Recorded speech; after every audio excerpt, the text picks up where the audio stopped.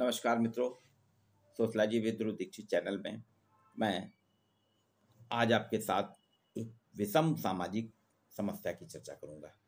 जी हाँ, भारत एक परंपरावादी देश है जिसमें परिवार का अपना एक महत्व, अपनी एक अलग भूमिका है।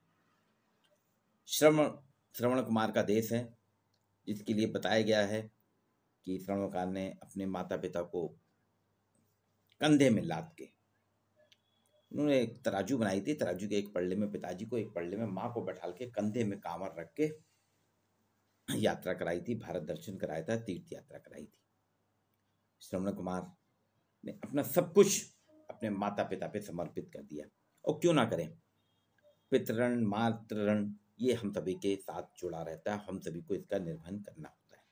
लेकिन इस परंपरावादी देश में जहाँ पितृ और मातृ की बात की जाती है, वहाँ बच्चे आज अपने माता पिता की सेवा, सिर्फ प्रॉपर्टी सेवा कर रहे हैं, बैंक बैलेंस की सेवा कर रहे हैं। ये कुछ आंकड़े आए हैं जो आज के समाचार पत्रों में ये हैं। पत्रिका ने एक मेगा स्टोरी दी है, बता रहे हैं कि स्थिति ये है। कुछ आंकड़े बता रहे हैं कि वक्त के साथ साथ हमारा जो सामाजिक ताना माना है, देखिए कितना बदल गया है।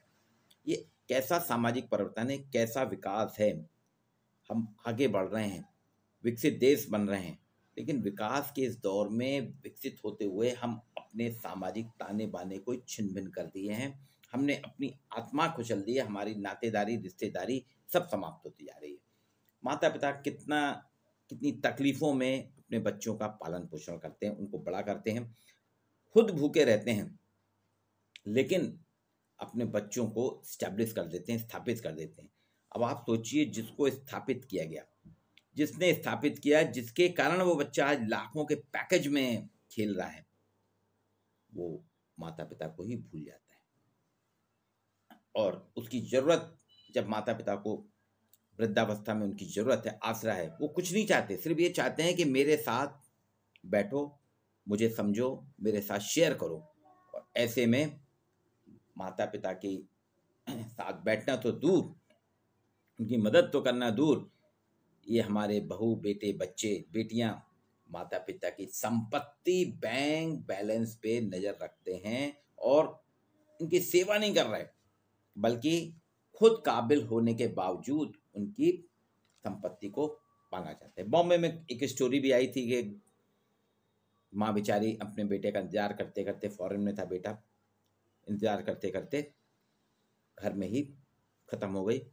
और जब बदबू आने लगी तो देखा गया तो वो एक हाड़ मांस का पिंजरा मिली।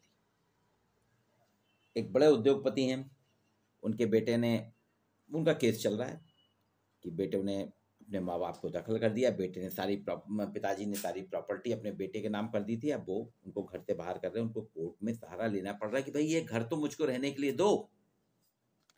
अभी हाल ही में बॉम्बे हाईकोर्ट ने पिछले हफ्ते कुछ आंख खोलने वाले फैसले दिए। उनका कहना है, बिना अनुमति पिता के पीएफ खाते से निकाले गए 34 लाख रुपए ब्याज सहित लौटाने और फौरन घर खाली करने का आदेश दिया है बेटों को। बॉम्बे में एक घटना हुई, मुंबई में बच्चों ने अपने पिताजी के खाते से, उनके प्रोविडेंट फंड के खाते से 34 लाख रुपए निकाल लिए थे। अब उस पे कोर्ट ने कहा है, मजबूरन पिता को जाना पड़ा था कोर्ट, क्योंकि वो घर से भी बाहर कर रहे थे, पीएफ का पैसा पूरा फंड खाली करने के बाद घर से बाहर कर रहे थे। कोर्ट का आदेश हुआ है कि इस घर से आपको बाहर होना होगा, आपके माता पिता इस घर में रहेंगे और आप 34 लाख रुपए का ब्याज भी देंगे। एक ये बहुत बड़ा आदेश हुआ है और तत्काल घर खाली करने के लिए कहा है। वास्तव में क्या है, ये हुआ कि उम्र से जुड़ी बीमारियों से जूझ रहे माटुंगा निवासी हैं 81 साल के बुजुर्ग, उन्होंने कोर्ट में न्याय की गुहार की थी। वो वृद्धावस्था में बीमारियां लग जाती, परेशान थे। एक और मामला है मुंबई में लोअर परेल का, यहाँ 73 साल की एक महिला का है। बॉम्बे हाईकोर्ट ने आदेश दिया है, निचली अदालत ने बॉम्बे के, कि माता पिता को हर महीने 5,000 रुपए मेंटेनेंस देना पड़ेगा। परेशान हो गई थी माँ, उसको भोजन ही नहीं मिलता था, कपड़े नहीं मिलते थे, किसी तरह से जीवन यापन कर रही। जब बहुत ज्यादा हताश आ गई इतने साल में परेशान हो गई अपने बच्चों से, तो उसने न्यायपालिका में गई और फिर गुहार की, तो न्यायपालिका ने एक संवेदनशील फैसले मामले पे संवेदनशील फैसला दिया कि आपको बच्चों को कहा कि आपको अपनी माता का ध्यान रखना होगा, 5,000 रुपये मेंटेनेंस हर महीने देना होगा। अब बेटा इसके खिलाफ हाईकोर्ट पहुंच गया। अब सोचिए, निचली अदालत के फैसले को चैलेंज करने बेटा हाईकोर्ट पहुंच गया। उस पर अदालत ने बकाया रकम चुकाने और माता पिता का घर छोड़ने का आदेश दिया। ये दो घटनाएं हुई हैं। दोनों बच्चे अपने निचली अदालत के फैसले को चुनौती देने हाईकोर्ट गए। हाईकोर्ट ने कहा कि आप तत्काल पैसा जमा करें कोर्ट में और घर छोड़ें, उस घर में आपका कोई अधिकार नहीं। ये तो दो मामले हैं मुंबई के। देश के हजारों बुजुर्ग घरेलू हिंसा से पीड़ित हैं। एनसीआरबी के अनुसार 2020 में 24,794 बुजुर्गों ने पुलिस थाने में उत्पीड़न की शिकायत की है कि उनके साथ उत्पीड़न हो रहा है। इसमें पूरे देश के लोग शामिल हैं।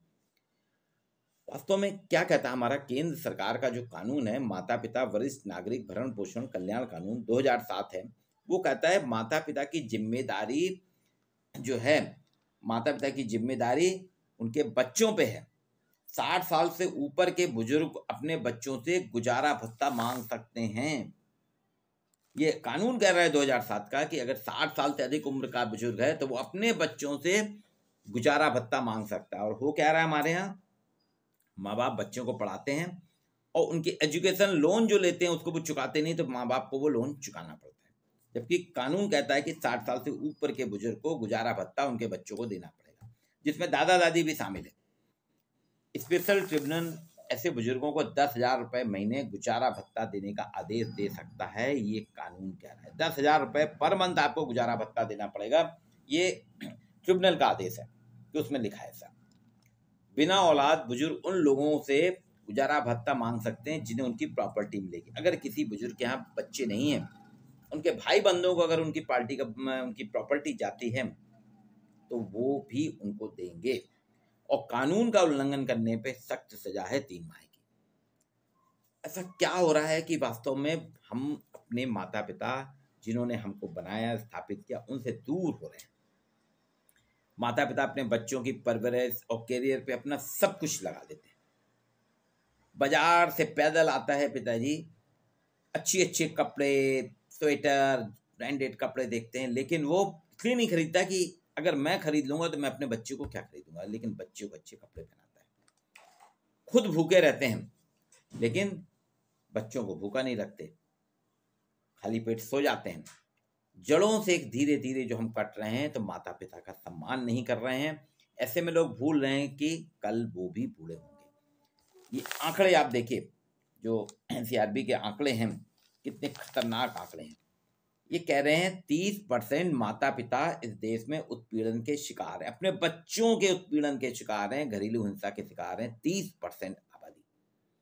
20% बेटियां कर रही हैं माता पिता पे जुल्म। लड़कियां, कहा जाता है ना लड़कियां माता पिता की बहुत मददगार होती हैं, लेकिन 20% बेटियां ही कर रही हैं अपने माता पिता पे जुल्म। 35% बुजुर्गों के साथ तो मारपीट भी हो रही है। कितना शर्मनाक पहलू है इस देश में कि माता पिता जिन्होंने आपको पाला पोसा बनाया, ऐसे 35% बुजुर्ग अपने बच्चों के साथ पिट रहे हैं, बच्चों से पिट रहे हैं, बच्चे उनके साथ मारपीट कर रहे हैं। 79% माता पिता अपमानित हो रहे हैं, महसूस कर रहे हैं अपमान के मेरे साथ बहुत अपमान किया जा रहा है। 38% बेटों को गलत मानते हैं। उनका कहना है, 38% बुजुर्गों ने कहा कि मेरे बेटे ही गलत हैं, अब मैं समाज को क्या दोष दूं।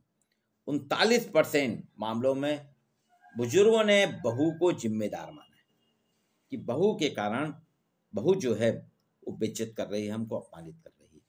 तो ये श्रवण कुमार के देश में घरेलू हिंसा का शिकार हो रहे हैं बुजुर्ग। आज बूढ़े माता पिता की हम सेवा नहीं कर रहे हैं, बल्कि हमारी पूरी नज़र है अर्जुन की तरह। जैसे अर्जुन की नज़र चिड़िया की आंख पे थी, वैसे ही हमारी नज़र अपने पेरेंट्स की प्रॉपर्टी बैंक बैलेंस पे लगी हुई है। बच्चों की नज़र अपने माता पिता की प्रॉपर्टी उनके बैंक बैलेंस पे लगी है।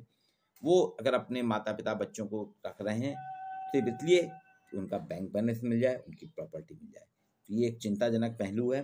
इस पे हम सभी को सोचना पड़ेगा, हम सभी समाजशास्त्रियों को। ऐसा क्या हुआ कि हम अपने सामाजिक ताने बाने को भूल गए, सामाजिक संबंधों से विरक्त होकर अपने ही माता पिता के साथ में खिलवाड़ कर रहे हैं। आपको वीडियो कैसा लगा है इसे लाइक कीजिए, चैनल को सब्सक्राइब कीजिए और शेयर कीजिए। आपको ऐसे ही नए नए मुद्दों के साथ मैं ध्रुव कुमार दीक्षित आपके साथ चर्चा में बना रहूंगा और आपको नई नई जानकारी दूंगा।